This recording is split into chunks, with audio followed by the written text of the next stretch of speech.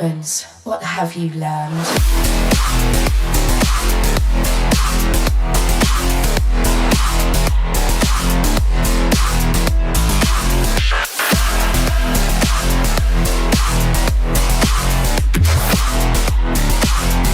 Programmed to beat you. Hello everyone, another episode of Gaming News Live with me, Ixonstorm, and boy have we got some stuff to talk about this week. Oh dear, where has the week gone? That is the question. Where has the week gone? Hopefully this all sounds and looks better than the last episode. I've had a play around with OBS, and typically starting the stream up my intro decided it wasn't going to load, so I had to unplug hard drives and plug them all back in and all that lovely stuff. But we're not here to talk about that. We're here to talk about gaming. So what have we got in store today? Well, if you're in the UK, you may know of a retailer called Game. They've gone into administration again. Oops. Ubisoft employees threatened to walk out if the CEO turned up at the Paris offices. Don't blame them. We'll have a look at Samsung. Oh, that looks so good. Crystal Dynamics potentially toning down Tomb Raider. Konami are teasing another Silent Hill. Sony patenting a really interesting controller. Some Half-Life news. Bloober team has given an update which is going to come in very, very handy with regards to my last video I've done. And of course, Microsoft. Their stocks dropped because of all of the AI shenanigans they're currently going through. So let's start off with the main one, shall we? Let's go and have a look at all this about Game. Oh, it's not good. Not good at all. So let's have a look. So yeah, if you're in the UK, we all know what Game is. It's a staple. We had it for years on the high street, but the high streets over here absolutely dead. And Game went into administration, I can't remember how long ago. They shut down a load of stores, and I mean a load of stores. But it looks like they've still not managed to figure out what they want to do with the brand, because it was bought out by Fraser Group, and now they're closing the rest of their standalone shops. Oh dear. So yeah, if you're like me and you remember, excuse me, you remember going in and purchasing your physical copies, all your bobbleheads, all of that lovely stuff, that is disappearing in the UK. That is disappearing, which is an absolute shame. But who else? Who we got in the chat? We got Hi, I'm Brandon. Hello, my friend. How are we on this lovely Tuesday? How many people have we got in the chat? That is the question. But yeah, back to this Game. If you're in the States, it's going to be the equivalent to your GameStop. So it's one of them. Over here, we don't have the luxury now. Your supermarkets don't sell video games. You can't get any hard copies of anything now. If I was to be perfectly frank, there's nothing. There's no shops you can go into now in the UK and physically purchase your games. Yes, you have the likes of CEX, which is like your trading. But the actual physical video game shops are a dying breed.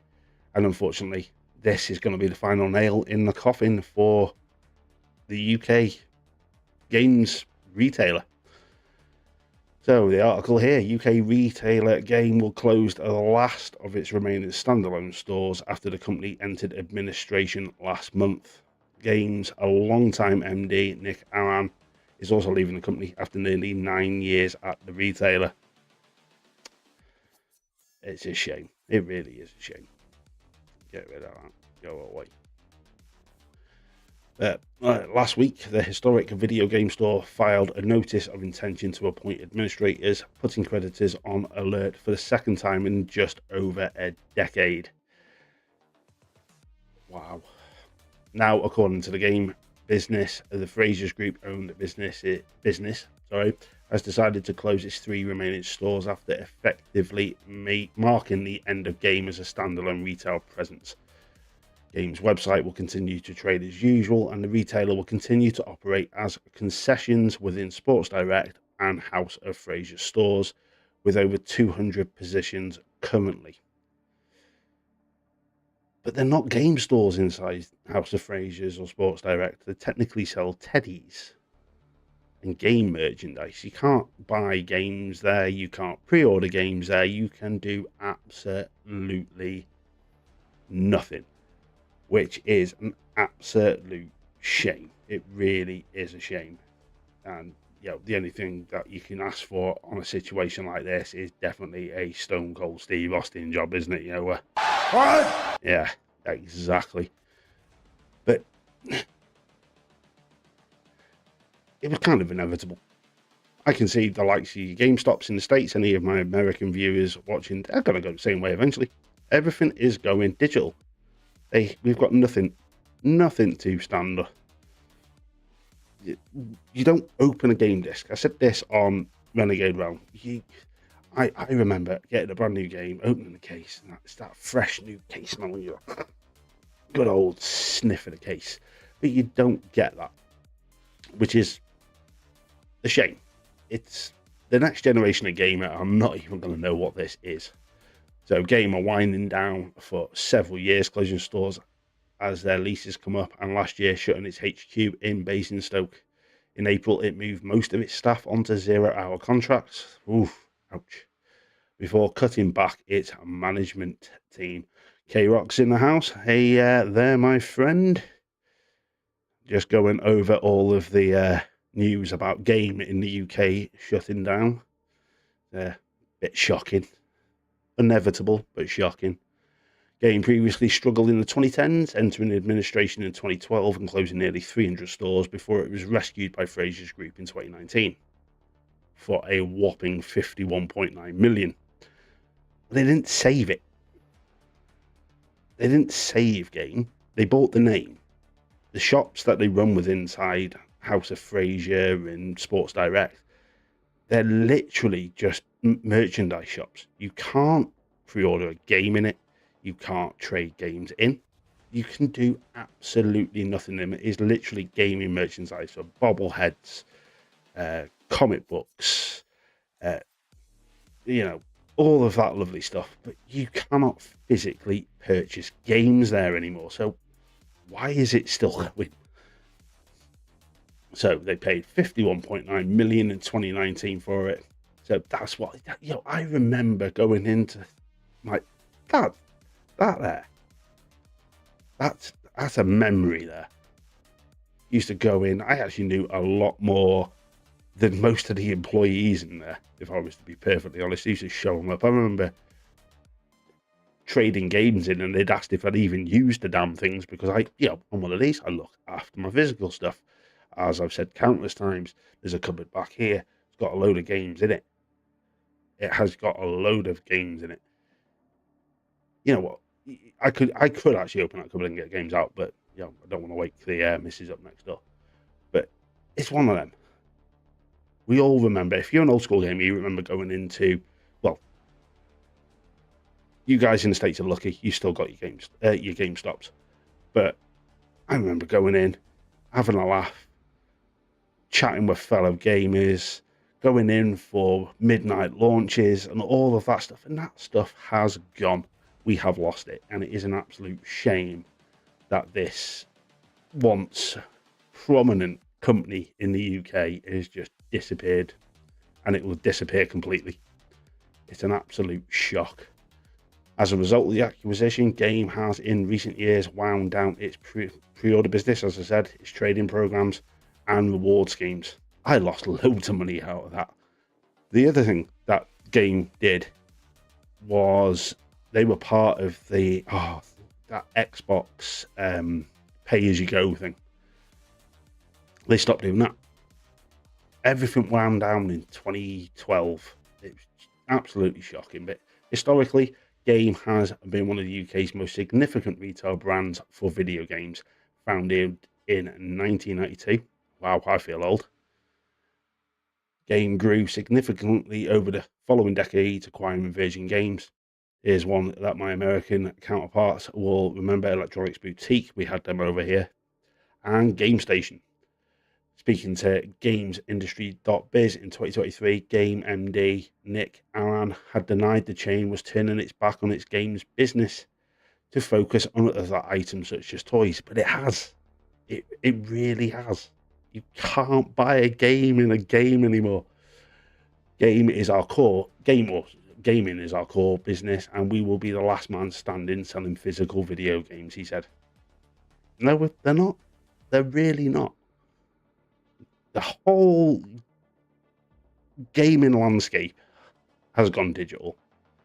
It's a handful, very small, probably 5% that ever get physical. It is a shame. Another quote from here: we will see our place in the market as proving that there is a place for physical, whether that'll be the collector's editions, which we will see as vinyl of video games, or the gifter who doesn't want to wrap up a download code for Christmas. But we need to be realistic. We have a business to run, and the expectation is this will decline, so we need to fill the gap. You can't fill it with anything. There is nothing to fill it with. Absolutely nothing to fill it with. It just boggles my mind that they think that they can compete with the storefronts like Xbox's storefront or PlayStation's storefront, or even K-Rock. I'm exactly the same. The last Assassin's Creed I got as a collector's edition, because I didn't get Shadows as a collector's, I just bought the digital gold edition with the DLC. But when it came to Valhalla, I still bought the digital. And then I bought a collector's wristblade. And I bought all that on the internet. I didn't need somebody to go into a shop and, how do I put it, purchase it from them. So it's a shame. But as I said, I can see the likes of GameStop in the US going the very same way. The UK, the high street's dead. There's no shops on the high street unless you want charity shops and you want to buy your next door but one's granny's old record player or something like that. But you physically have no shops in the UK unless it's your massive supermarket retailers, and you have your retail parks with your massive food supermarket on, and you might have a few clothing outlets, but you don't have anything gaming related now. It's a shame. It is an absolute shame. I'm wondering, K-Rock, I really am. I'm wondering if Brandon's gone to sleep. I really do wonder if he's gone to sleep. I wouldn't put it past him. What have I got here that I could... Here you go. This one, if you are still listening, this one is for you. Get over here! Yeah. We need you back in the chat, Brandon. Share this out to the socials, by the way, so we can get more people in this chat. We have a good old rant about the news over the last week. But yeah, I've got quite a few things to talk about today. The big one. I did a video on it the day it broke. Ubisoft. Now, things have only gotten worse. I was going to cover the whole the potential walkout by Ubisoft. The Paris headquarters, I think it was. But it's got worse since then. It really has got worse. Because now they've only gone and fired one of their employees. Yes. I'm not being horrible. When it comes to Ubisoft, I'm not being horrible. This is definitely getting to the point where, I locked up a little bit there. It's definitely got a... Is my soundboard not working now? Fatality. There we go. It's getting bad for them. It really is. I've dropped some frames. Am I still here? Don't know what is going on with my internet up here. Really do not understand why I'm dropping frames on this. Might be the laptop. But yeah, I won't bring the article. Not going to bring it up. I don't see the point. But Ubisoft has fired 13-year Assassin's Creed veteran just days after suspending him for speaking out against the company's return to office mandate. This was not my decision. So all this kicking off with Ubisoft at the moment is due to, one, the restructuring.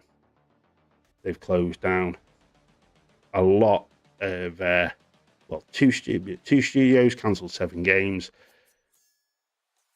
They've threatened walkouts, they've unionised, they've got the union behind them. So Ubisoft are treading very thin ice. But then to go and fire the guy that spoke up about it, he's nigh on stupid.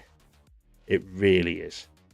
This is not boding well for Ubisoft at all. It's got me worried because they've got games in the works that I'm looking forward to.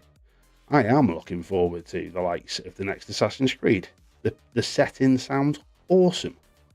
And then you've got the likes of the new Far Cry. Some of the things that came out about that sound quite interesting.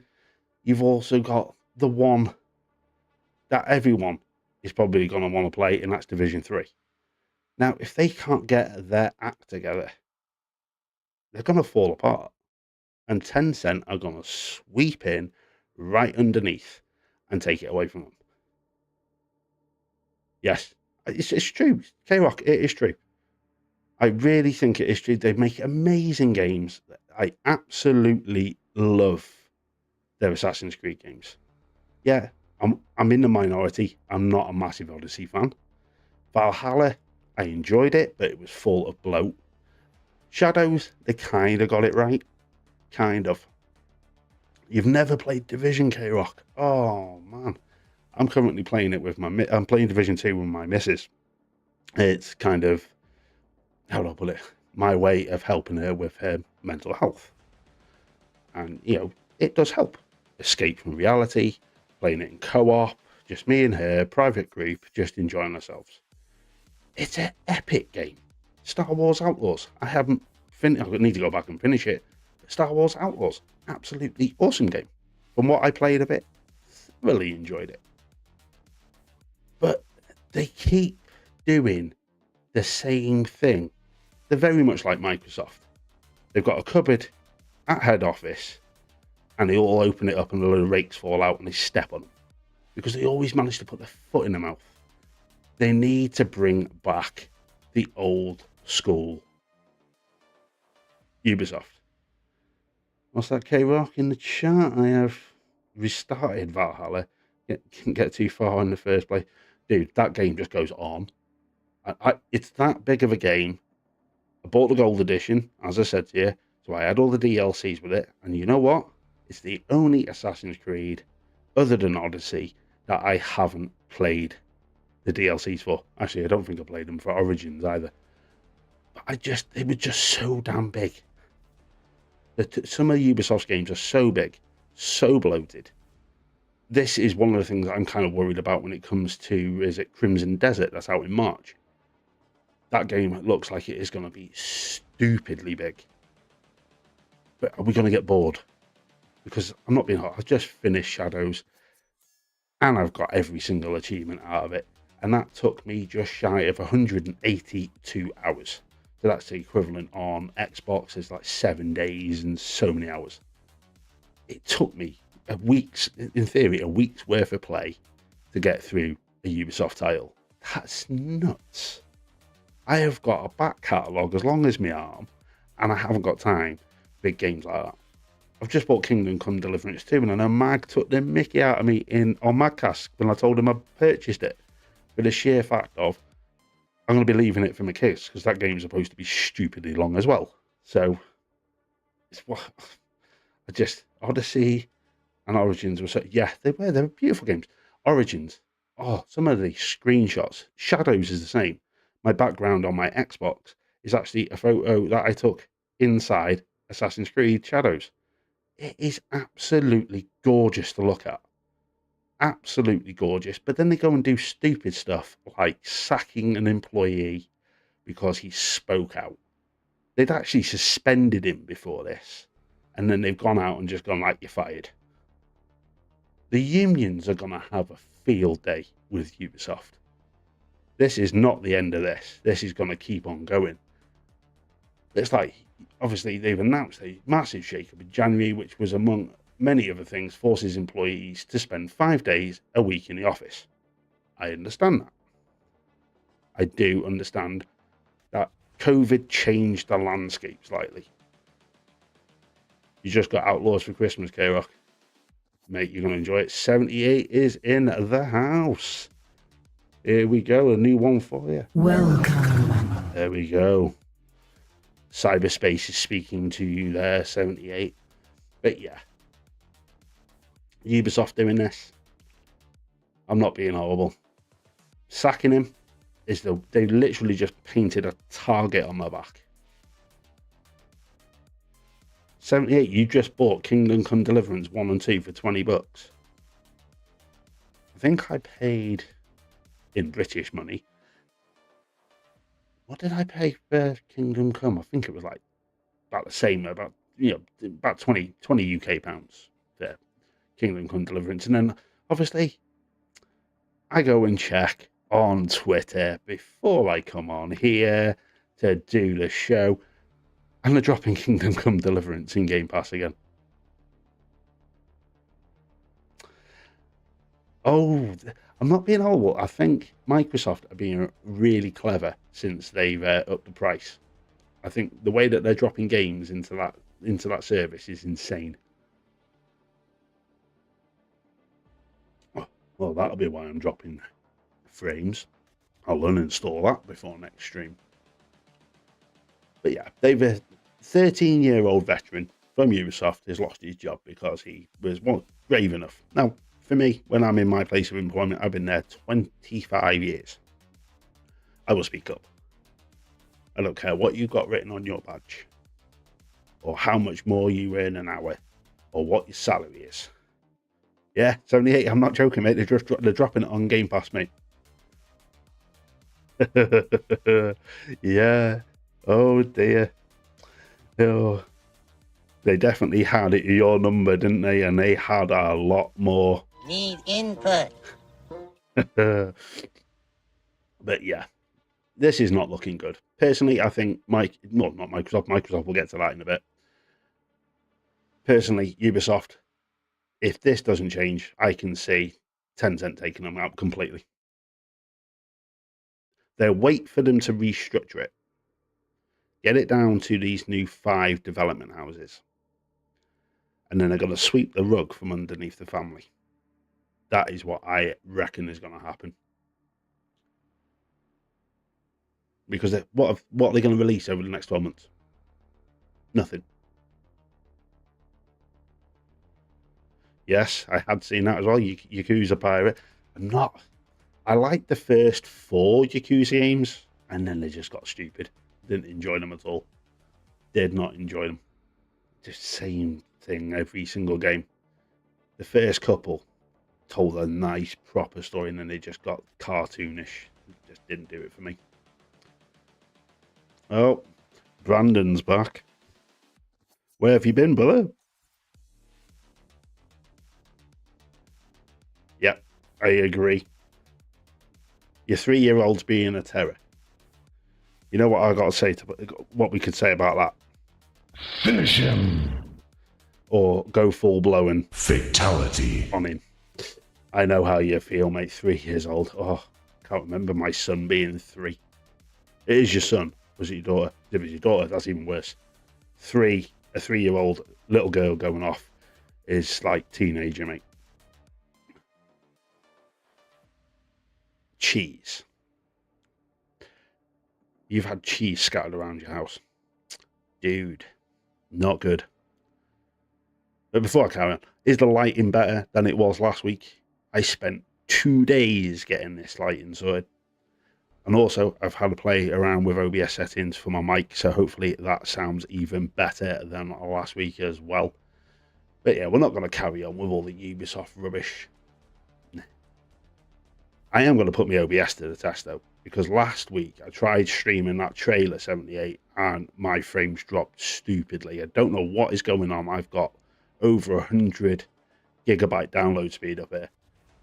and for some reason it's still dropping frames. But we can have a look, and I don't know if Aeronation's not in the chat. I did message him and asked him if he had seen this when it dropped, because I watched it, and oh my god, I cannot wait for this game. I really can't. Let's go over and have a look. Your son got in the fridge. Dude, Brandon, put a lock on that, mate. Imagine. Hey, look at this. Look at this. This is Samson, by the way.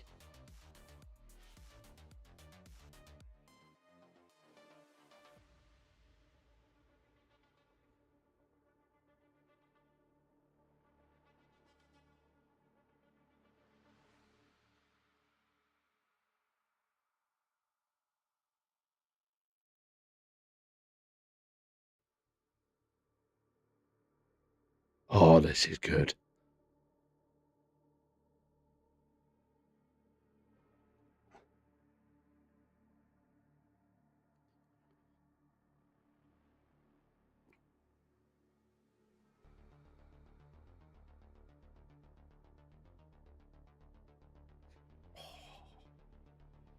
I can't wait for this. Is this coming through? No, it's not, is it? Hang on a second. Because this... There you go.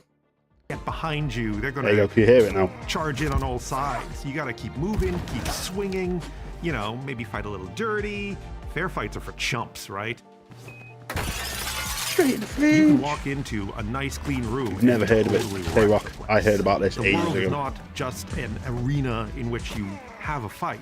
The world is part of the fight. You can use everything you break. You can take broken things and make them into weapons. You can knock stuff over onto people. Debris can get in enemies' ways. Heavy stuff can fall and kill people. Like, it's crazy. Oh, it gets We want better. you to be able to use the city to really, really hurt your enemies. We've spent a lot of time thinking about what is this fighting supposed to feel like, you know? And we really wanted to emphasize that you're desperate, you're tough, you're driven to fight. When you pulled out a gun, it got fast and it was almost too clean. It was too easy. You know, you get out of a fight, you pull out a gun, you'd be at distance, Same, you'd 78. take out your targets. Same. We weren't getting the same kind of crazy chaos. And the more we played with it, the more we just decided to see how much fun you could have with your bare hands. I'm really happy to see that the combat in the game has evolved into what it is today and what you have seen here in these videos. The original vision for combat in Samson was to hit like a freight train. And I'm really happy to see that we have succeeded in these areas and continue to make such progress. So combat in Samson doesn't stop with punching or kicking someone. A big part of the game is focused on vehicle combat.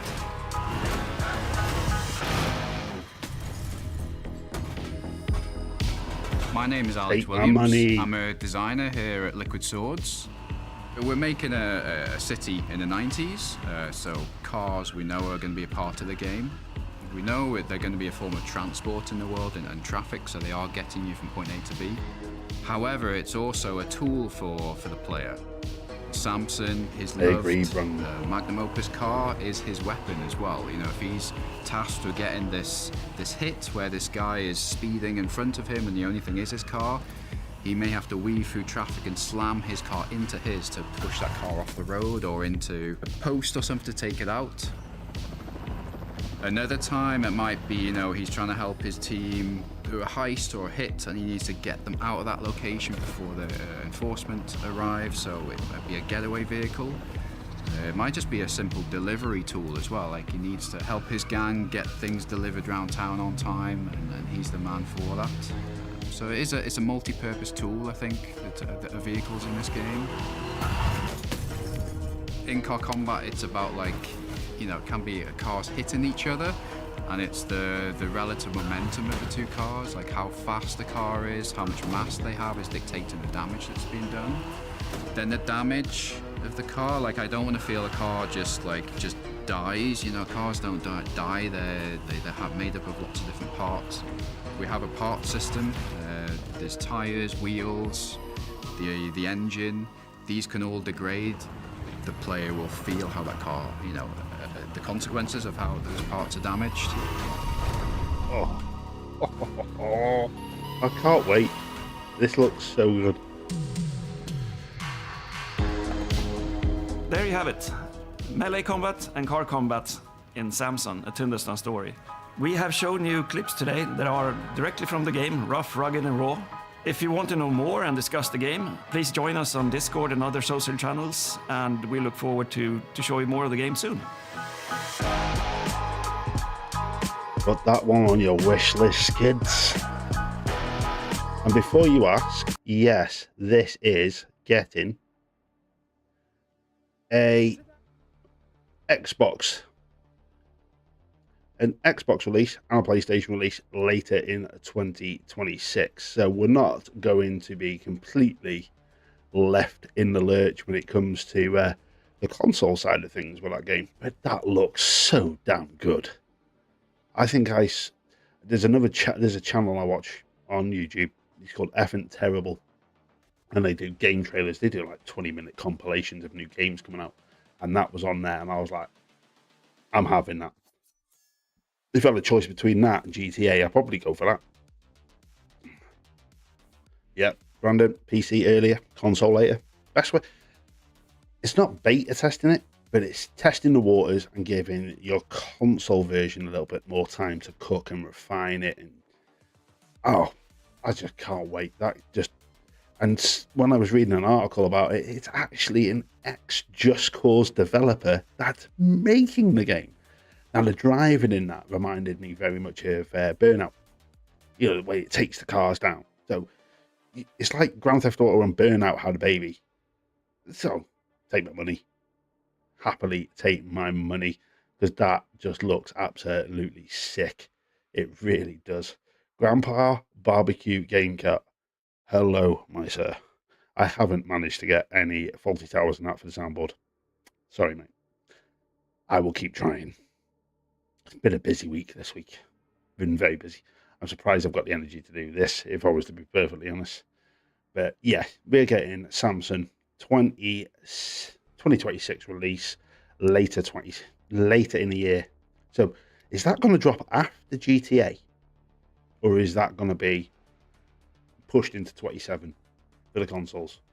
Because would you use that game and compete with GTA? I don't think you would. If I was to be perfectly honest, that would just get slaughtered by any game is just gonna get a full-blown fatality if it comes out when GTA launches. We had no games coming out at that point. Oh yes, real life more important. Completely agree. I've had a lot of stuff going on, especially with my missus. A lot of you know in the background, she's suffering at the moment. So family first. But no, I will always try and make sure that I am here to do a live show for you. If anything happens, obviously, I will all let you all know on the community tab.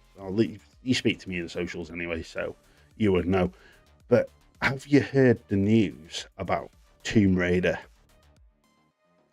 Because this news, I'm kind of a little bit disappointed.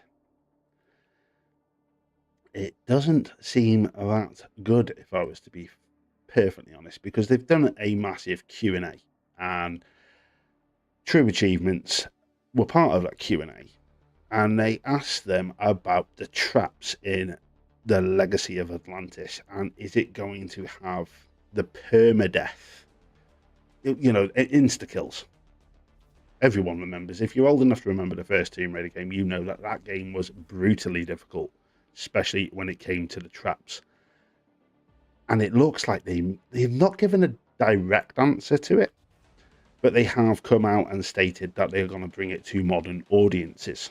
So are we going to lose the insta-kills? Are they going to go the way they did with the remake trilogy and have your quick time events? I hope they don't, or you have the option to turn them off. I can understand you've got to bring it to the masses. Yeah, I'm like you, 78. I know you're like me. You literally are glued to the news, scouring it. I see your posts all the time over on X, mate. I say, anyone needs any information, go to 78. 78, I don't know what he does. He has more time than me. I find the real small little crevices and then touch on a few big news reports. But 78, he's on the ball. That guy is absolutely off the chain with dropping news. I even borrow some of the stuff he throws up on Twitter and go, I didn't even know about that. I'm going to talk about it on the show. But yeah, it sounds like we could be a little bit disappointed with the next Tomb Raider. Well, it's not just Legacy of Atlantis that is going to have this issue. They are also potentially bringing it to Catalyst as well. Catalyst, I am looking forward to, because they have come out and stated it's going to be the biggest Tomb Raider they've ever done. You're very much welcome, 78. You are very much welcome, mate. You deserve it.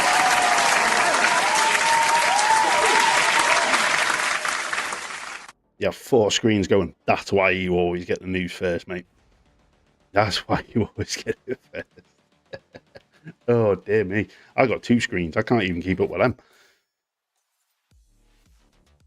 Yeah, got to be done. But not, my missus gets annoyed with me because I'm normally sat there scrolling on my phone. She's there, watching TV together. And I'm scrolling on my phone, getting the latest news. And she doesn't like it. So I have to I'm normally a little bit late to the party on certain things. But yeah, the news is a bit gutting with Tomb Raider. I'm looking forward to them, don't get me wrong. I really am looking forward to the next 2 Tomb Raider games. To play Tomb Raider 1, reimagined, brand new engine. Oh, I really can't wait. There's nothing better than the Tomb Raider game. But taking the insta-kills. Oh, come on. Stop pandering to the snowflakes. And give the old school gamers what they want. You've got to literally, somebody, Johnny Five, help me out here, mate. Hey, laser lips! Your mama was a snowblower! Yep. That's what I think of snowflakes. Man up. Suck it up and put your big boy pants on. Come on. You've got the likes of Chronos, The New Dawn. That game, brutal. Absolutely brutal. 78 can vouch for Routine. That game is absolutely brutal. But they're awesome games. Don't mess with something that works and that people expect. You really shouldn't mess around with stuff. So yeah, bit of crappy news on the Tomb Raider front. But as I said, I'm looking forward to them. Hopefully they don't spoil anything else within the game, because then I won't be happy. But it's one of them. What can we do? They've got to cater. The gaming is not what it used to be. They don't cater for us anymore. They're catering for my son and my daughter.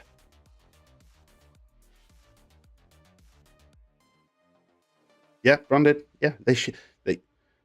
Well, back in the day, you wish they made them a choice if they were brutal. But yeah, make them a choice. It's like I'm one of these. I've played Sekiro. I got to the bull boss and gave up because that game was brutal. And I'm not one of these that can sit there for days in, days out, trying to figure out the patterns for a boss fight.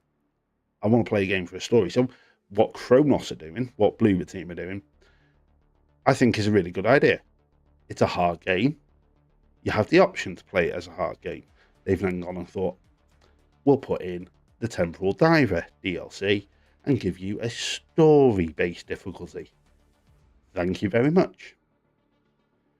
Then I can soak up all that atmosphere without having to feel like I am going to get absolutely bent over, and it's not enjoyable.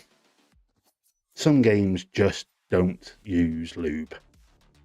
They bend you over and give you a good scene to, which is a bit of a shame, because I like gaming, but Souls-like especially. Oh, they do my head in. They really do my head in. But speaking of horror games, no, it's not nice, Brandon. It isn't nice, mate.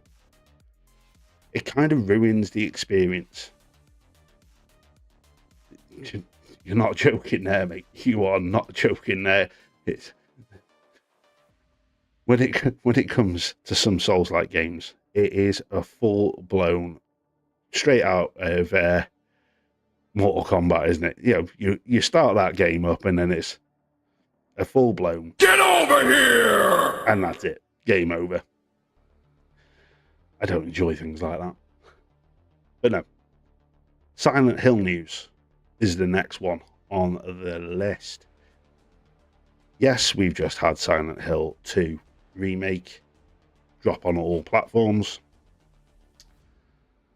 They ain't stopping there. We know they have Silent Hill 1 remake in the works with Bloober team. They also have Silent Hill Townfall, which is supposed to be getting an announcement sometime this year, because Konami have now come out and stated that they want to have at least one Silent Hill game out a year. So I'm going to take a rough punt in the dark. Townfall's this year. Silent Hill 1 remake is next year. And now they've come out and announced that they are working on a third Silent Hill game. I'll have a look at that game. I will check that out. 78. Is it? Please tell me it's not Souls-like. Please. I can't be dealing with them. It's bad enough horror games. Souls-like's just, I think I'd have a heart attack. But no, we're getting another Silent Hill game. So there's 3 in development. Yeah, Brandon, completely agree with you, mate. So 3 Silent Hill games. What the hell can the third one be? That is the question. Because according to this, and I'm not going to, this is another one of them websites that it's not even worth me bringing it up because half of the information I've just told you. But there was a little bit here. Konami previously have stated, this is in this article, that all future games in the series will be totally different from each other, potentially exploring settings like Silent Hill F. Hence, it's anyone's guess what the new entry in the franchise is going to look like. What the hell? We went from having no Konami to all of Konami. I can't wait to see what they're going to be doing with this. Yeah, as I've said, I've not played Silent Hill 2. I didn't play any of the Silent Hill games back in the day. I was a Resident Evil fan. And you all know that I am going to be all over Resident Evil Requiem when that drops on the 27th of February. And that mini movie they've done. Oh, that was just insane to watch. That proper got my juices flowing for Resident Evil. But no, Konami releasing another secret Silent Hill game on top of Silent Hill 1 remake and Townfall. And nobody even knows what Townfall looks like. They're firing on all, so they're going full on Capcom. Fair dues to Konami. Fair dues to them. So, should I jump on to the PlayStation news or should I give you the Bloober team update?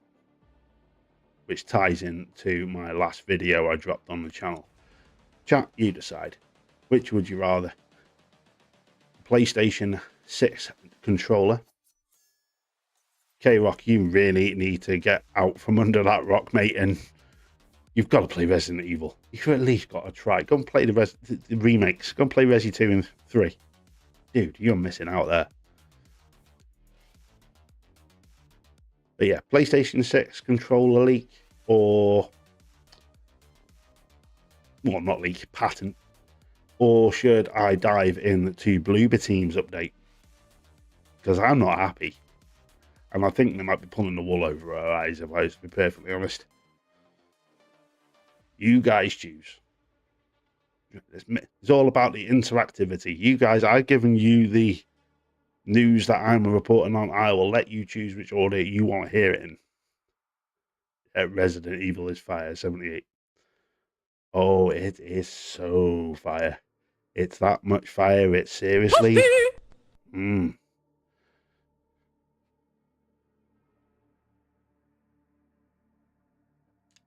You want to hear the Bloober team update. So you all watched my last video. You all know about this updated this timer on their website with this jumbled up URL. Well, Bloober team have come out and made an announcement.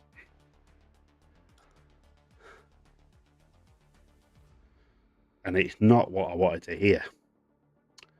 Let's go over, shall we? Let's have a look.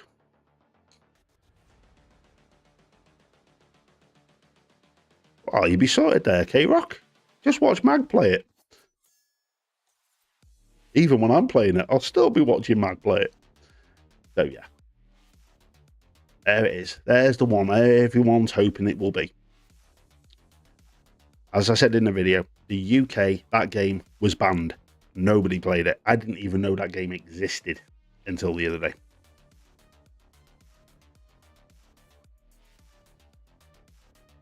And by the looks of things, it's not that they are working on. Because according to this, after a mysterious tease on X, fans were convinced that Bloober team, the folks behind the stellar Silent Hill 2 remake, were working on Rule of Rose, but the studio has since poured cold water over this idea after Bloober team set the rumor mill into overdrive by posting the mysterious tease, and it was, of a new project on its X account. Fans began speculating about what it could represent. Fans put forward several possibilities, and one being the potential remake of Rule of Rose. But they've come out and said it's not. But why would you be playing a William Blake's sick Rose poem on that countdown, which ends on around Valentine's Day? But they come out, it says here, in fact, by being, can't even pronounce it, if I butcher his name, hey, sue me, I'm English, we don't do names like that. Fabinho confirmed that the tease isn't related to a remake at all. He said, nice guess, but no, it definitely doesn't refer to any remake. So, if I remember rightly, wasn't it you, 78, that came out and said Kronos in my comments section? Because it could be a case of it is the Kronos DLC. Because he's stating here it's not a remake, or are they pulling the wool over our eyes? Are they literally going, no, it's not that?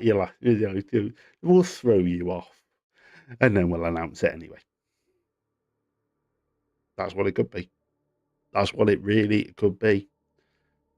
This lends more weight here, it says here, to the idea that the tease could be connected to the secretive Project C, or it could be in relation to a new IP known as Onyx the Dark Grip, something else Bloober team is working on. But we're going to have to wait until February 14th to find out. Oh, bummer. That is such... If it is not Rule of Rose, what the hell could it be? Anyone watching after the fact, please, if you've not watched my previous video, watch that, but also comment on this, on what you think this potential game is going to be. Is it the DLC? Is it something completely different and we'll all come way off the mark? Let me know in the comments.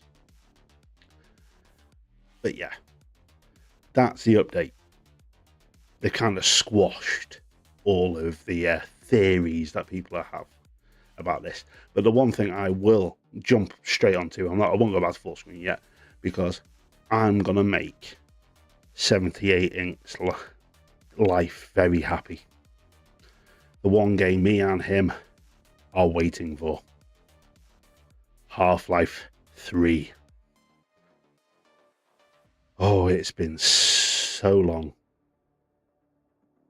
so long since Half-Life. So long. God, ads everywhere. But this is over on the gamer. Half-Life 3 nears the finish line as developers are reportedly moving to other projects. What? If this actually comes to, oh, excuse me, made my mic a bit too loud. Not bad, I got a filter on that. If this comes to fruition, oh my good God, I am gonna go full on. Give me a hell yeah! What? What? I absolutely adore the Half-Life series. But this article is actually pretty interesting because obviously the one reason this is going to have been delayed, and it's the other reason we've heard absolutely nothing from Valve with regards to the Steam machine. This has to be a launch title for that Steam box. You looked outside the window to see if pigs were flying around.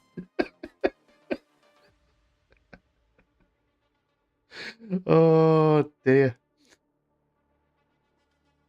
Yeah, when I saw this article, mate, I was definitely not convinced in the slightest. But yeah, according to this, the rumor is it was delayed because of the RAM shortages with the Steam machine and the price hikes. Well, thanks to the price hikes, and Dota 2 updates revealed that development was still chugging along. Now, according to a reputable insider and leaker, Gabe Follower, it looks like Valve is finally approaching the finish line at long last. Helix development has reached a point where it no longer requires all hands on deck, he explained in a new YouTube video, breaking down some of the most recent discoveries, such as realistic weapon ballistics, NPC mood systems, crowd optimization, dynamic gravity effects, and more. What the hell are they doing with Half-Life 3? Yes, Brandon, I'm up there with you, mate. Every time there was something about Half-Life, it's a Valve. Half-Life 3 is Valve's version of Ubisoft Splinter Cell. They kind of dangle a carrot, get all of the community excited, and then yank that bad boy away and go, no, you're not having it. Which is absolute shame, especially considering how, if you've never played Half-Life or Half-Life 2, you probably are thinking, what the hell is he waffling on about? But that ended on such a rough note. You need 3 to finish it. Yes, we had chapters for Half-Life 2, and even they didn't end the story for Gordon Freeman and Alex. We need the third game, but you know, Gabe Newell decided he was going to go off and smoke some of his own supply, or go off and live in the hills and do some weird and wacky stuff, because obviously he just turned his attention to Steam. He stopped making games. And we've all been left in the lurch while it's happening. Why? I can't wait. I don't do much. Well, I do a bit of PC gaming. A little bit. Mainly through, GeForce now. My laptop, Half-Life 3 comes out, this laptop ain't running it. Not a chance. Doesn't mean I won't purchase it, though. I'll definitely be purchasing Half-Life 3. That will be I'll put that on a credit card if I need to. That's up there with Resident Evil Requiem, Half-Life 3. Just give me the goddamn game. That's all I want. Just give me the game. 78 is probably going to agree with me. Give me the goddamn game. So yeah, it looks like they have now started winding down production. So it's obviously in its polishing phase. And we could potentially be seeing it this year. When is a different question.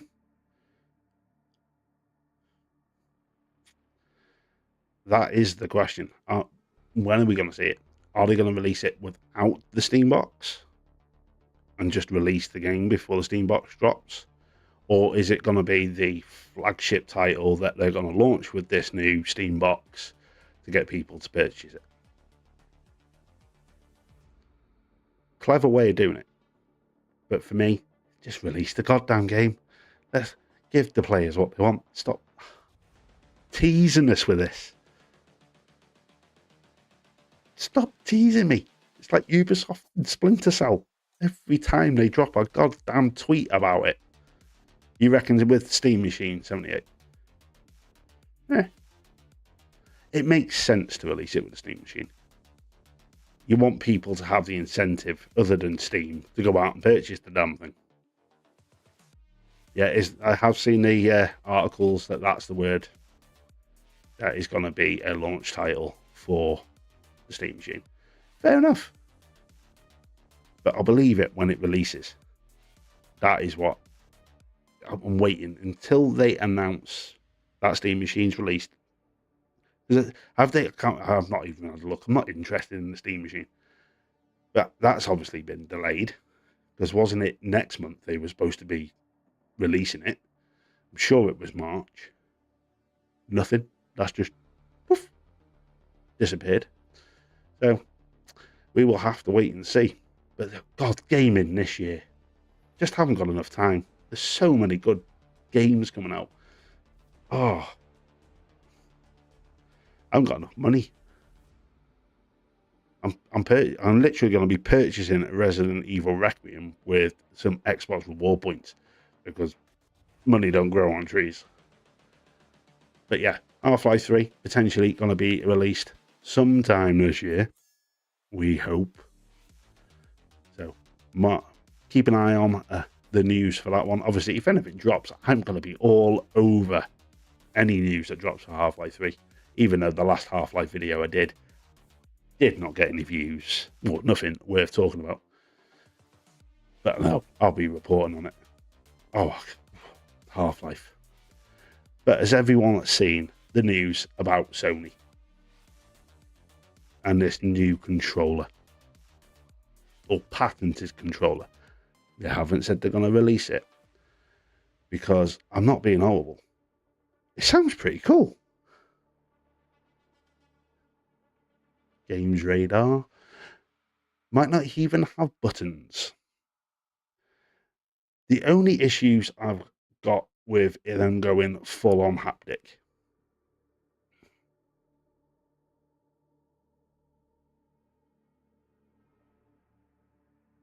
Interesting thought there, Brandon. Interesting. I was expecting, and I think 78 and me were both the same. Last Summer Games Fest, we were definitely thinking that was going to be coming out at the last Games Fest.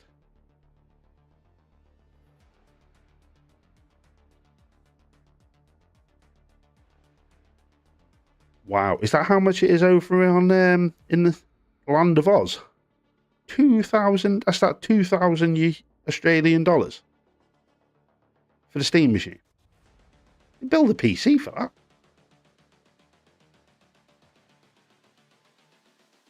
Yeah, that is what this is.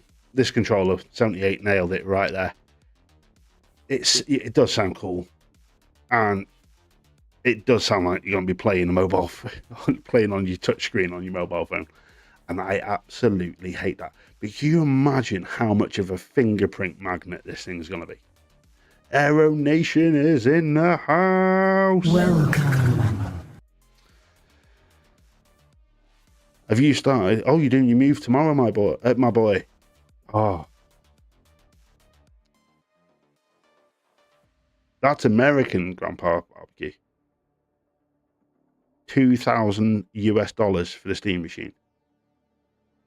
Why don't you just build a PC? Why do you need it? Okay, that just absolutely baffles me on that one. Oh, interesting, Brandon. That's an interesting one there. Could it be that this controller is going to be for mobile users? I don't know, but obviously in this article they're stating it's for the PS6. I think the concept for this is interesting. It really, especially I did the review on the Revolution X Unlimited for the Xbox and PC, and the amount of customization you can do on that. I can see where this is going to go with a customization where you can. No, I'm trolling. But yeah, I can see where they're going with this. The customization on this would be absolutely insane. You move your. In the article, I think it stated, was it in this article, because I read quite a few on this, that's like if you wanted to play an arcade game, no, it wasn't an arcade game, it was a 2D side scroller, and you only ever need the jump button. But you could just map the jump button to the right hand side of the pad. Jobs are good. You just gotta be good for your arcade fighters. Like it's a Street Fighter or Mortal Kombat, this pad, you'd be laughing. But the problem is the sensitivity. Because we all know you buy a brand new phone and you think the screen is absolutely awesome. And then you get so far into using your phone and that touchscreen doesn't work for very long. So could that be an issue if this ever sees the light of day? Because it's only a patent. But it's an interesting patent. I can see it happening. It'd be the first big innovation in pads for a very long time since we've been stuck with the same things for 3 generations of console. It looks like a leapfrog controller for toddlers from back in the day. You're not wrong. You are not wrong there, my friend. But it's nice that they're trying to innovate, if I was to be perfectly honest. It does. Something needs to be shook up with next gen, because obviously we've got Xbox coming out and saying, oh yeah, we're going to be fully blur the lines between PC gaming and console gaming. So that's their next big trick. And then you've got PlayStation, who are kind of going, well, we're going to keep our exclusives to a point. We still might put them on PC later down the line. But let's let's do something else with the DualSense. And this is what we get. It could be interesting. Controller insurance, you're not wrong there, Brandon. Can you imagine how much this thing's going to cost? I think the pads over here in the UK, you're looking 70 UK pounds for a pad. But, well, that's just for your standard like Xbox wireless controller. I think for my Nacon Revolution X, I paid just shy of £180. And that's a professional gamer's controller that's got all of your jars with your weights and all that stuff. If anyone watches after the fact and you've not seen that video, go and check it out. It's a damn good review. I think it's had just shy of, 2,000 views. Or just over. It's been a long time since I checked it. But can you imagine, as Chat has said here, it's coming out and they're going on about kids controllers. Would you ever let your kids, if anyone in chat, and I know a lot of you have got kids, would you let your kids play with a haptic controller that has no buttons? Wow.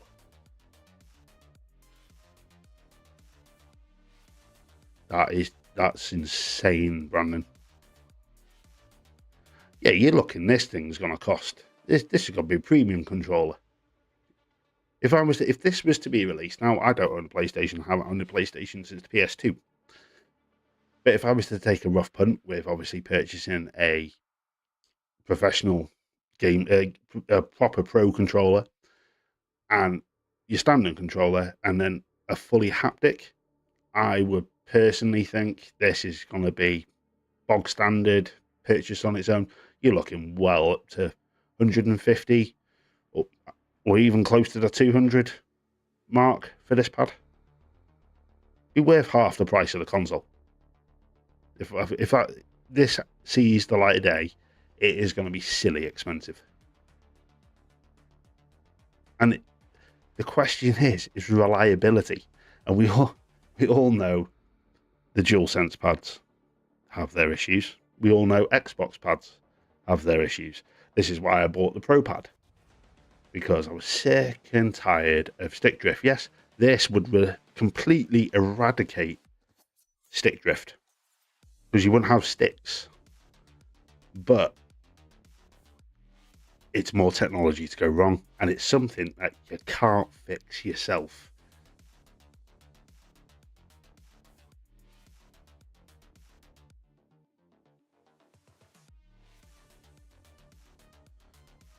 Interesting. The problem is that the Elite controller, Aero Nation, the only issue I have is the build quality on that. It's the one thing that put me off ever getting one. I've got my best friend. Well, I used to play a lot of Xbox with him, but he's in Bristol in the UK and runs his own events company. So us trying to get online at the same time is a little bit difficult. But he had an Elite and it fell apart. The rubber parts were falling off of it.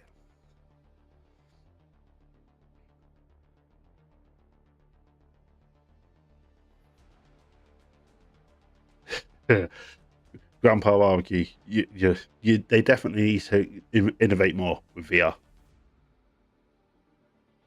I'm all up there with you, mate.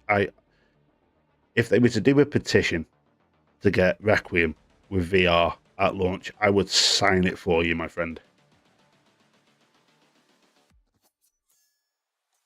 But no, with me with pads, I've never had an issue. It's just stick drift, and I can see where they're going to go with this. There is no stick drift because it's all haptic. So it's an interesting concept. But would that mean you can stagger your sticks? Yeah, that's the one thing I don't like about the PlayStation pad. I just can't do the sticks together. Xbox nailed it. They nailed the sticks. Putting them off center. Oh, so comfortable. And if you're an original Xbox player, the best pad they ever did, and most people will probably disagree, that would be the Duke. The Duke was an amazing pad. Absolutely amazing. Loved that pad. That original Xbox pad was a joy to use. It with the build quality on that thing, you could throw that around a room and it'd still work. Yep. Brandon, Hall Effect joysticks, mate. Oh, I tell you now, when I bought that Pro Pad, that Revolution X Unlimited, using them Hall Effect joysticks was just like chef's kiss. Oh, it's just beautiful. Absolutely beautiful. I can't even go back to using a standard Xbox pad. But I'm interested to see what Sony do with this. If this actually ever comes to fruition.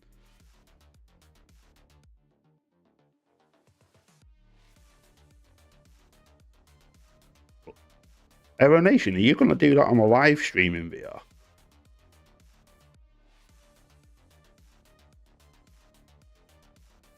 Just had one of my subscribers who I work with message me, am I on my channel live tonight?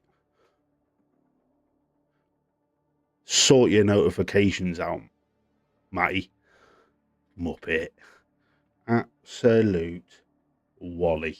What have I got that I could use for him on the soundboard?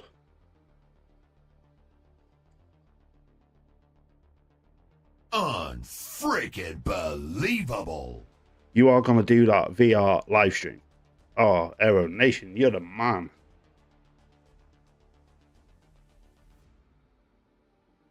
That will be awesome to watch, me. As long as you don't scream like a girl. Maybe we should push Mag to do a VR on his channel. That would be funny. That would be a really, really funny. But the big news today. Oh, here he is. Matt has just arrived.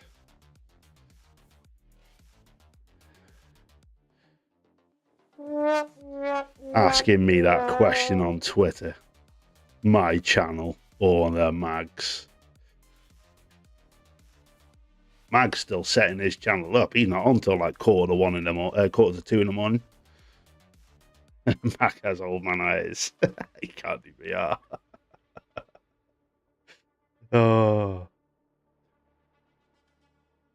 Oh dear, that's funny.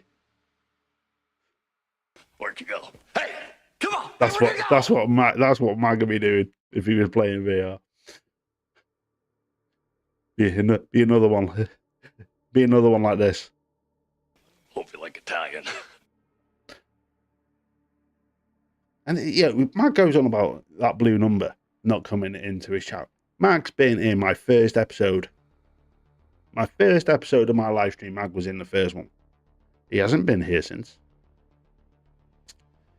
Might be dropping that on Magcast later. But yeah, Matt, you've missed most of it, mate. You've missed most of it. We've talked about the Game UK going into administration again. You've missed out on Samson. Oh, wasn't that good, chat? Wasn't it good? That looked awesome. You got news on Tomb Raider being toned down for a bunch of fairies. Oh dear, Matt. What am I going to do with you, mate? Yeah, these big time YouTubers, friend. We should all tag team him later. I think we should all spam him in chat on his live stream. Then again, that bot that dropped in the other day was quite funny. I thought that was really funny when dear old Kit wasn't awake. He was too busy making his cup of tea. Proper spammed. But yeah, big news today. Microsoft. Their stocks dropped. And no, it wasn't Call of Duty.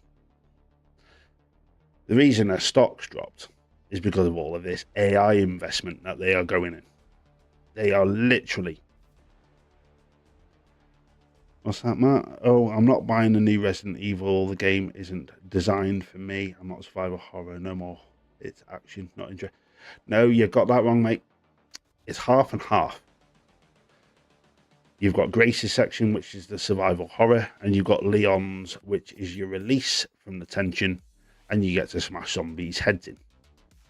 So I think it's going to be a very well-balanced Resident Evil compared to the other ones.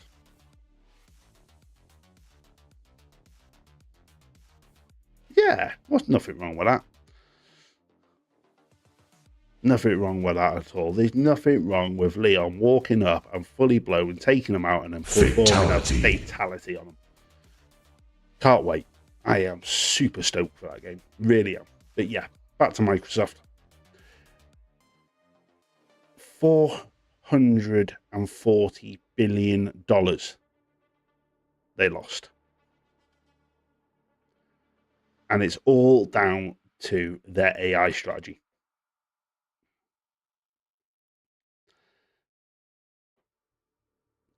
I can understand the industry's got to move forward. Obviously, I've been gaming since the Atari, so I've seen its transitions all the way through. But AI, just every single company, Google included, they have a habit of cocking up YouTube because of AI. As I can see with a lot of my videos I put up, the views are nowhere near what they were when I first started the channel. And that's because of AI. But Microsoft put all their eggs in one basket. And it looks like the shareholders aren't happy at all. Especially when they start losing that kind of money. So Satya Nadella is... he's not a very well-liked person at the moment at Microsoft, I don't think. I think he is definitely walking a thin line.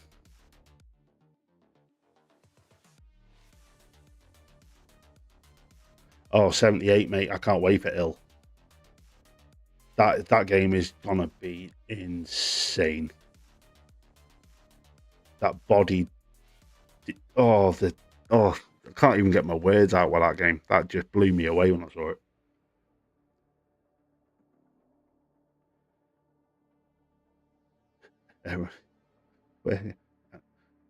Aeronation chat.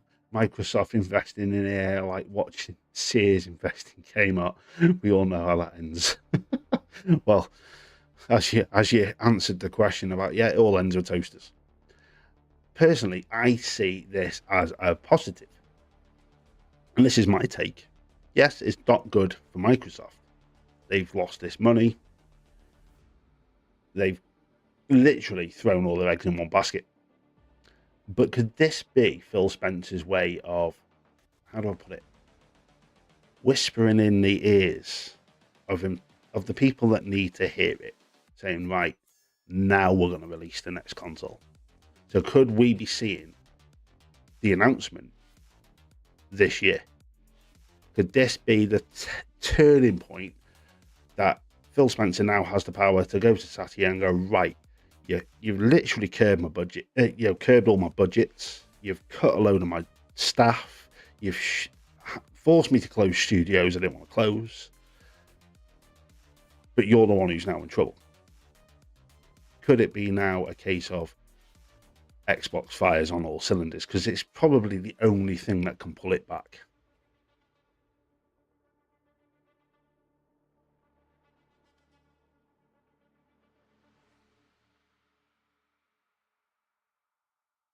Yeah, Matt, they only lost, in chat, you're going about Claire Obscure, they only lost it at one Game Awards. They didn't actually lose, obviously, Jeff Keighley's Game of the Year.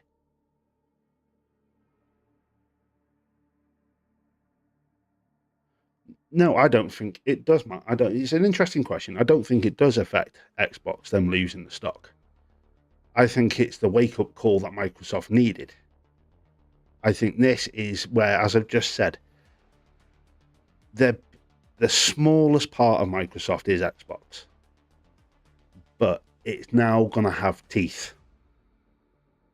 They're going to be able to go, right, you want to make that money back? You start investing in the gaming side of Microsoft. You start investing some more money back into Xbox. We will deliver the goods and we will get the money.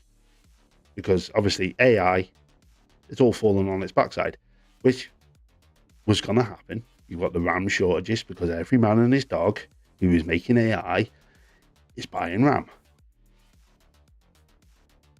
But Xbox is ready to go.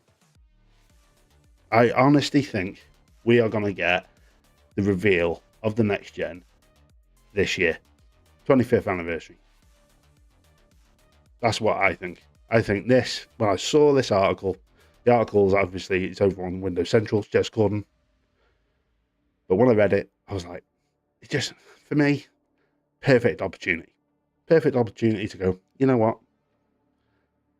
I'm going to show you how it's done.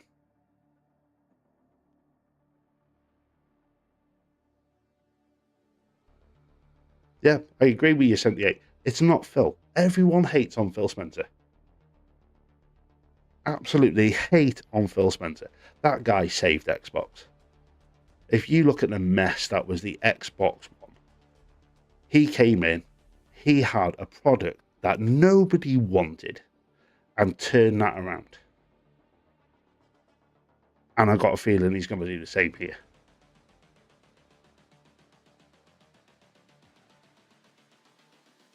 Oh, we have a fight in the chat.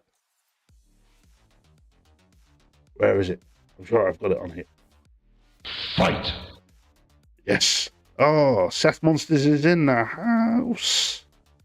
Welcome.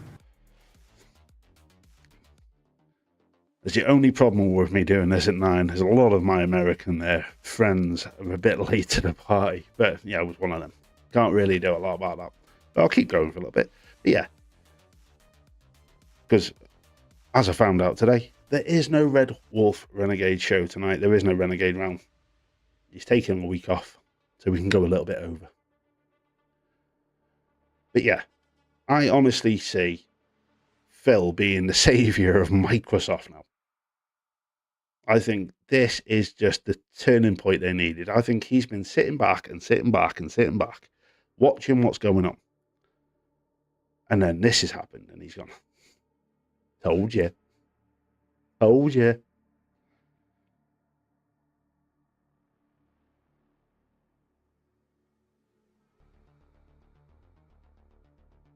Yeah, Brandon, I agree. I think Phil Spencer is the best thing to still is the best thing that's happening to Xbox. I don't think them price hikes for Game Pass were Phil. That was Satya. And that was it. Is it Amy Hood? They haven't got a clue. They don't know what they're talking about. They're corporate pen pushes. All they see is the dollar sign at the end of the day. They don't really care. They're all about their golden handshake at the end of their contract. And thank you very much. I've just ruined your company. Every company has them.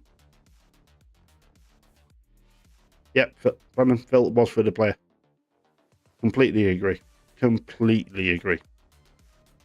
I think this is my take. I could be completely wrong. But I see them stepping things up with Xbox after this. I think this is where we've all been hating on Xbox with the price hikes and the studio closes and the games being cancelled and half-assed games being released. But this is where you can see, it's a spark of hope that somebody just steps out of the sidelines and goes, I'll show you how it's done. And I think this is what we're going to get. And I'm looking forward to the next Xbox. I think it's the best thing to happen. Blur the line between PC and console. I've been saying it to my friends for years. It's nothing new. I was building small form PCs back in the early 2000s. Yeah, Aeronation. You're all saying the same thing in chat. Phil was for the player. Satya is for the payer. Yeah, it's true. The guy only... The interviews, you can tell his PR department wrote them for him. He hasn't got a goddamn clue what he's talking about when it comes to gaming. I don't think he's ever picked a pad up in his life. Yeah, Seth must just have Satya's job. But no, I honestly think we're going to see a turnaround this year with Xbox. I think they've kind of been pushed back by the corporate snobs. And now that this is all fallen on its arse, Phil's got some form of leverage now, especially with the shareholders. You go, okay, look what Satya has done. $440 billion. I can make you that back. I reckon he'll get, give me 5 years and I'll make back triple that. Yes, 78. Gaming needs Xbox. Xbox, for me, and I've had a lot of friends who have bought PlayStations in the past, there's no community on PlayStation. There's not the community that Xbox built from the Xbox 360 generation all the way up till now. I'm still talking to people that I met on the Xbox 360 to this day. Yep, Seth Moston, you're all saying exactly what I'm thinking. You're saying exactly what I'm thinking. Without Xbox, gaming's dead. They are the necessary evil. Sony is corporate. Sony is all about money. Sony is making games for a very select few. Yes, you've got your PC gamers, but PC gaming has always been kind of hit and miss. You've got the people that have got the money to constantly upgrade their rigs, but then you've got the people who were thinking, I want the convenience of just putting something under my TV, sitting on my couch and playing a game. And I've always said Microsoft have always been the ones that innovate in a way that actually benefits the gamer and not benefiting somebody's bank balance.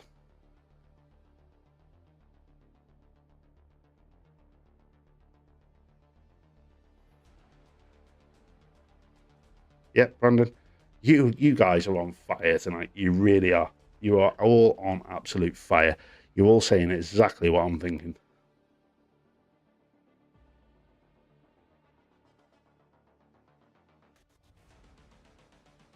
Yeah, I remember the LAN parties, Halo. I remember with the 360, the split screen multiplayer with Halo 2 and 3. Oh, I've got I've still got. Here you go. Let's see. Is it a bit?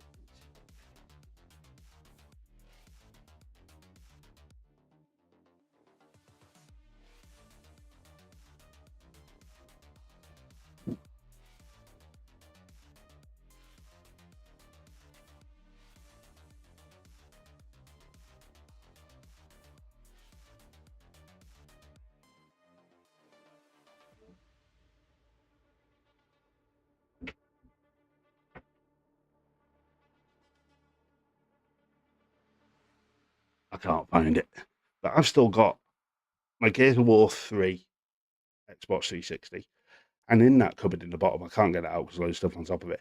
I've still got my OG Xbox. I absolutely think the platform is amazing. Even the series consoles. I can't fault it. Yeah, it's not a powerhouse, but I still think it's got a lot to give. I just absolutely think the way that Xbox has been treated since Xbox One is shocking.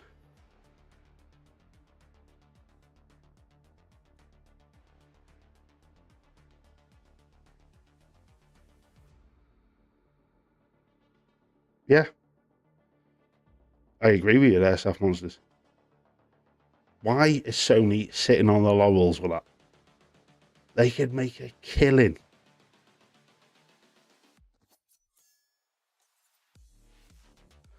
Two red eyes? Oh, not anymore than that. What, the top shelf?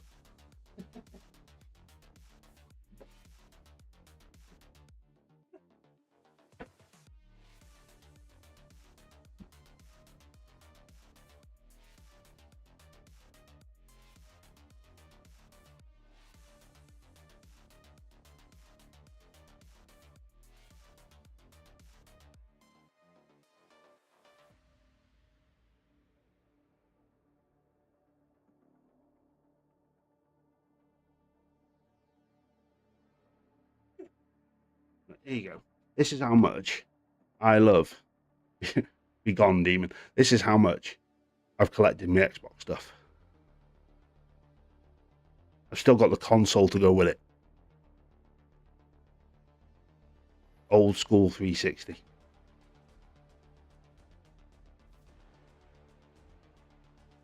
Yeah, 78. When they announced that Xbox One, I was just like, really? Really? That's the generation that made Xbox. Bring it back. Come on, Phil. Show Satya what you're made of.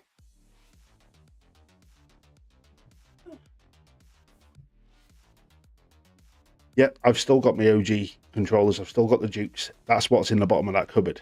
I've got a load of stuff sat on top of it, but I've still got my OG Xbox, and I've still got about probably 100 games for that console. Absolutely love the whole thing that is Xbox. It's community driven. It's for the player. And now we've got the opportunity, if it comes to fruition, as I said, it's my opinion, and a lot of you agree with me in chat, that this is where Phil could literally go, my turn.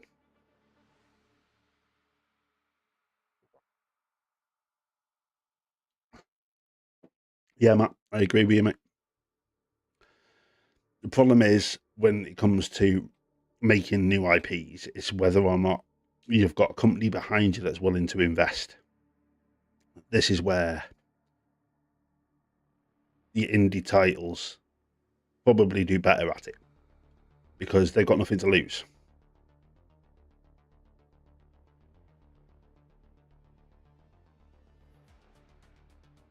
Bags of money come pouring out and he runs and stops. I wish. It's the fact of I have to hit 500 subs, which are, got a good crack at the moment. What am I sitting on now?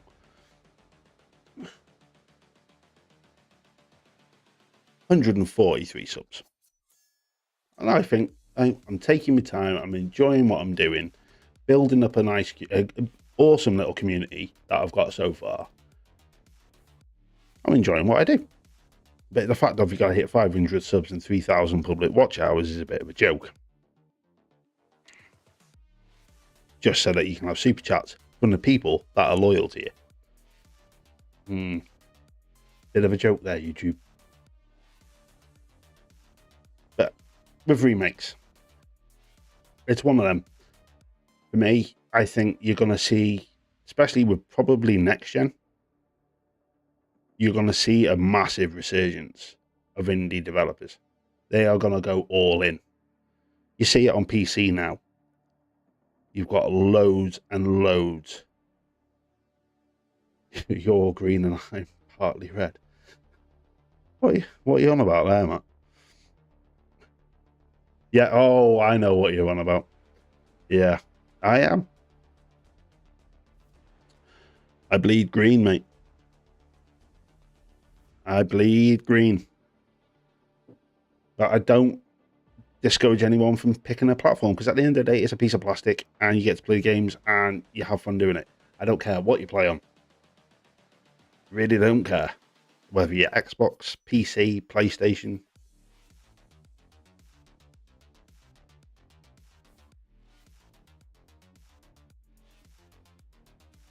Not a problem, 78. Hopefully everything's all right, bud. Yeah, they may be using AI. But if AI is used in the correct way, it's actually a really good tool. Because obviously you've had in the news as well this week with that, is it Google Genie? I can see that being used as a tool to get your base level in. But I don't see it being something you can make an entire game from. Because you still got to have the human element. You really need that human element. Because I'm not being horrible. AI just won't. It'd be like AI made movies. Yeah, you can get people's likeness right. But when they start having 6 fingers instead of your normal 5 on your hand, then there's a problem.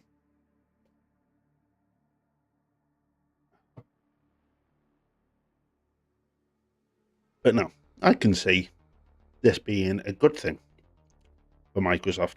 If I was to be perfectly honest, I really can see it being a positive.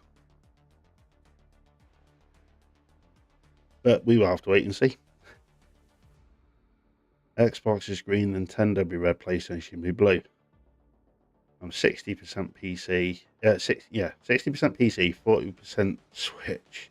I don't have anything else. Plus the benefits of PC is which platform of Xbox or PlayStation have gaming you want.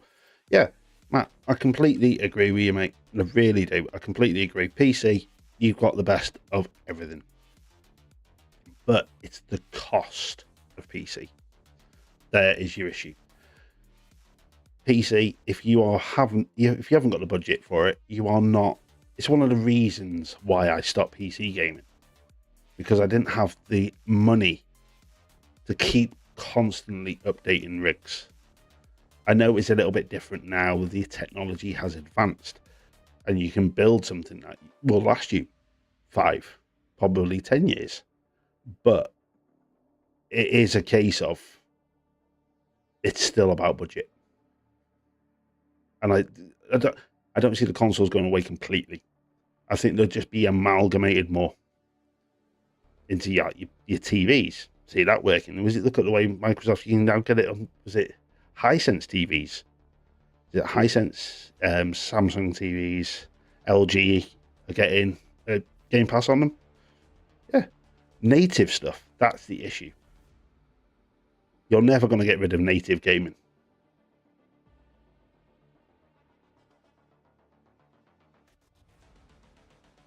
Yeah, Brandon. That is the thing. If you've got the money, back in the day, I had the money. Back in the 360 era, I had my PlayStation 2. I had my gaming PC. I had the Xbox 360, as I said, Xbox 360, PS2, and my PC. But I was starting to pay money for games on a PC. There's money. Games on the PlayStation. There's some more money. Games on the Xbox 360, where all my friends were. It's not wallet friendly. And I can see the way Microsoft blurring the line between PC and console is a good thing. It's a good thing for the consumer, because you're going to get everything in one spot.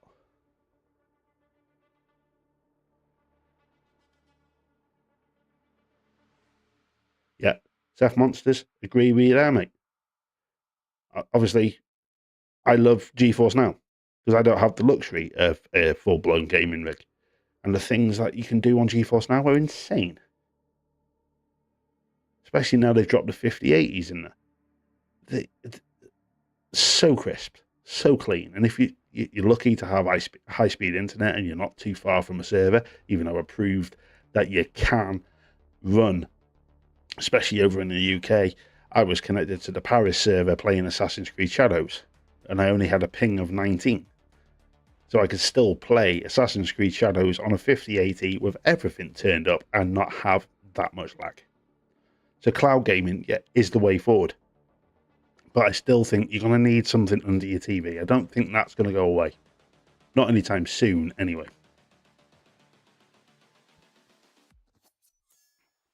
Oh, Matt, you've been fully integrated to Samsung for years, mate.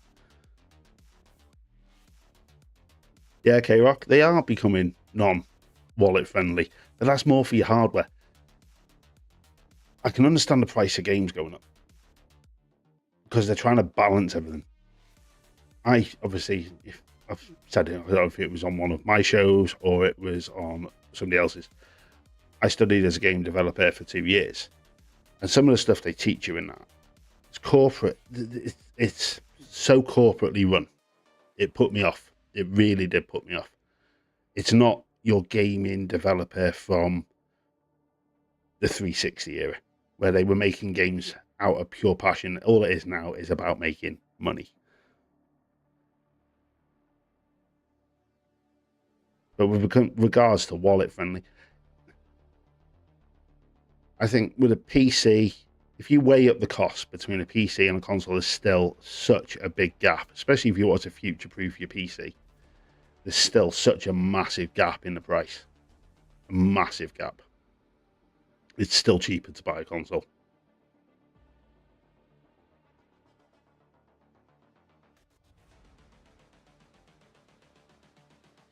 But no, I'm hoping, and anyone who watches after the fact, please leave all of your thoughts and feelings with regards to Microsoft and their shares dropping, and whether or not you agree with me and most of the chat that this is actually a good thing, and that it could be Xbox is bouncing back. So let me know your thoughts on that one.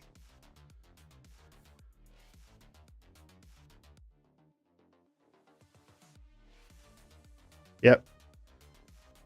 The games, the way that I look at it, Matt, you just mentioned about, 1 million in sales was seen as a success. PlayStation games hitting that used to go straight to platinum for 20 quid. I missed that. It's one of them. The industry's grown too fast, too soon. But it's inevitable. It's technology. Always, you roll with whatever's there. Brandon, I agree with you in some way, mate. Didn't see the date there. Yeah, 2035. Yeah, I could see that.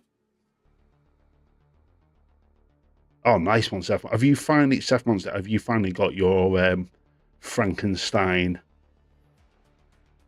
working properly and it's not cooking your house.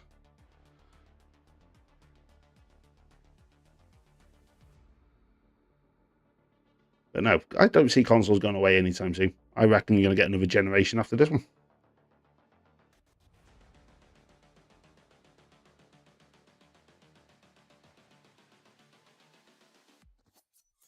Yep, another good point there, Brandon. I can see with the way GeForce Now is, everyone's going in the chat's going on about cloud. With what I've experienced with GeForce Now, if they could mass market that at a price that people could afford, because don't get me wrong, GeForce Now is not cheap. That's like a £20 a month subscription. That's for their high tier. Mostly Seth Monster. Dude, what you're doing with that is absolutely bonkers. That is absolutely nuts, mate. I wouldn't even know where to start. But no. If they could get it to a point where everyone can afford it, we're all laughing. You wouldn't. That is your full digital world. You would never own a game, ever. They'll just be released on a server and you pay your subscription. Because the thing is, with GeForce Now, unlike Xbox has the Xbox Play Anywhere. So if you purchase it, you have the option of streaming it on cloud. GeForce Now, the issue you have is you have to purchase the game, even if your system doesn't run it. So that's where it gets a little bit expensive. Luckily, they've got subscription services on there like Game Pass. You've got Ubisoft Plus on there as well. But it's one of them. It's whether or not they can get it so that everyone can afford it and it's an affordable tier. Because if you think, I'm paying £20 a month for GeForce Now, and if I purchase a game, that's another £70 for 1 month playing a game. Yes, Death Monsters, that's why Game Pass is still worth it, mate. I'm still subscribed. They put the price up, I'm still paying for it. I'm actually paying for 2 subscriptions. I'm paying for mine and I'm paying for my missus' subscription. I think Game Pass is the best thing ever for gaming. You have the option of purchasing the games you really want to play. And then you have the option, like I do, I'll sit it in a wish list on my Xbox. And prime example, Indica dropped on Game Pass. That's been on my wish list for the best part of about 6 months. Dropped onto Game Pass. I don't have to pay for it. I'm going to play it. I'm going to go play it now. I think Game Pass is the best thing to happen to gaming. It is a digital version of Blockbuster. Nobody ever complained when we were going into Blockbuster, not paying full price, renting a game for £5, completing it in 3 days and taking it back. Nobody complained then. It's exactly the same, except you're paying Microsoft instead.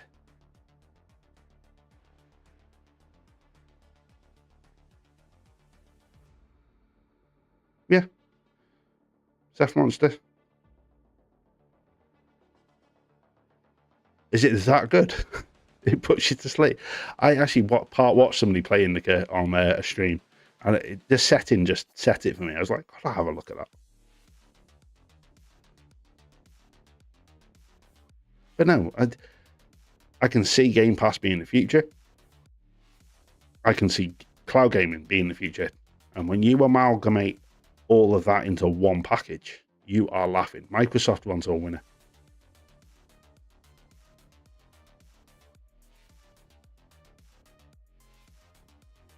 Yeah, I agree with you there, man. My one big gripe when it comes to achievements, and I've had the same issue I haven't made, PC Game Pass is a bit of a pain in the arse. The other one, oh, you're talking about a different Indica. Is Ubisoft Plus. Star Wars Outlaws, for instance. Now, I can play that on PC Game Pass, but the achievements do not auto-pop playing it on console when it's still classed as a Play Anywhere game via Ubisoft Plus and you transfer your saves. That is where things get stupid. That whole system needs reworking. The whole, PC Game Pass in general, yes, I agree with you. It definitely needs a lot of work, but is that something we're getting with next gen? We can cross our fingers on that one. But it's a case of, for me, it's this whole cross-platform and achievements going out. All needs to be ironed out, so it doesn't matter where you're playing, what subscription service you're on.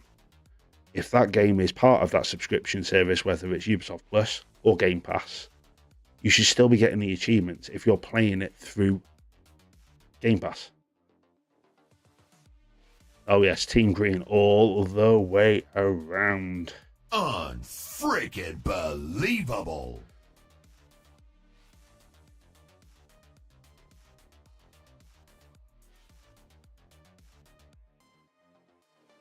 Yep. I agree with you completely there, Seth Marks. I very rarely go back to a game. I think the only game I've ever double dipped on was Cyberpunk. And that's only because I wanted to see what it looked like on GeForce Now. And I purchased that game twice with the DLCs, or the DLC. Yeah, Matt, it is going to get to a case of you own nothing, mate.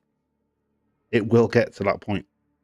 Everything will be behind a subscription service. You are going to have big corporations running these subscriptions, and it's like, you subscribe to us, you'll get to play this day one.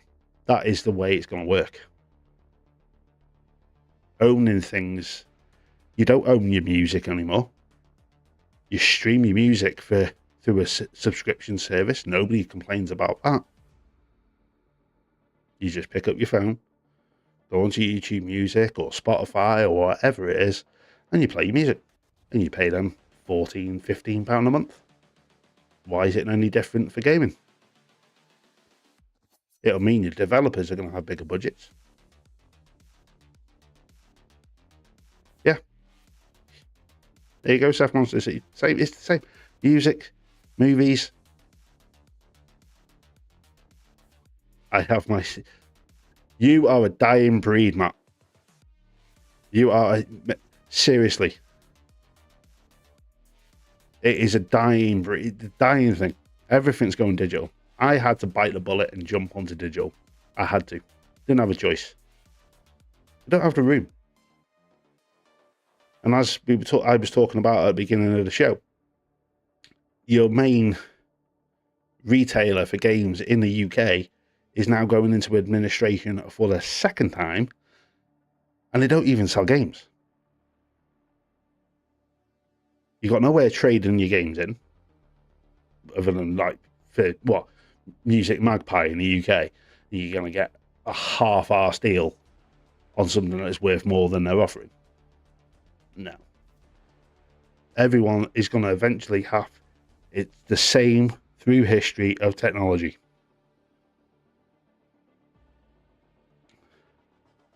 And Mag's just dropped a video. What's he just dropped?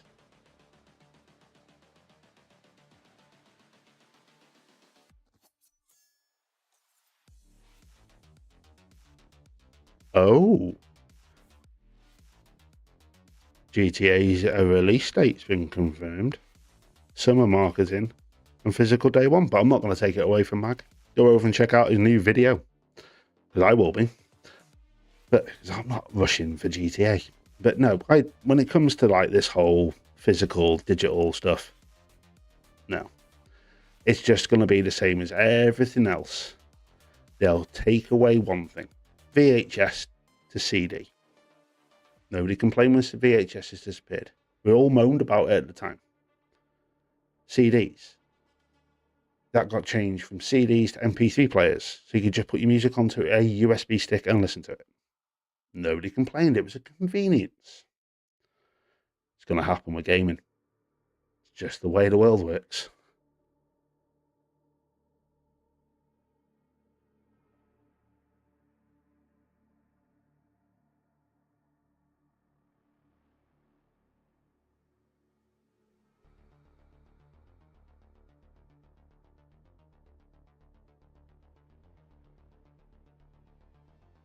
Oh, damn, that sucks, Brandon. But when I got with my missus, and I love it a bit, I was told I had to get rid of all. I used to have about 200-300 DVDs. Done. It's just the way it is. physical is going to be a thing of the past, and there is absolutely nothing we can do about it.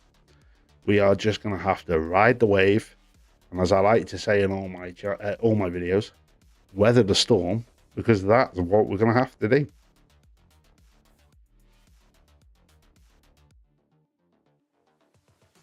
But that's all the news for this week. I'm going to go and chill out a bit before my cast. I'm sure I will see quite a few of you over in the live chat when that drops. But I hope you've enjoyed this episode of Gaming News Live. Everything seems to be running smoothly this week. Thank God. I will ask Cyclops if everything's still working. Welcome aboard, Captain. All systems online. And we can only hope that's the same next week. I hope you've all enjoyed today's episode. I'll bring you more videos during the course of the week, and I will see you all next Tuesday for another live episode of Gaming News Live. So, weather the storm. And I'll see you all on the next one.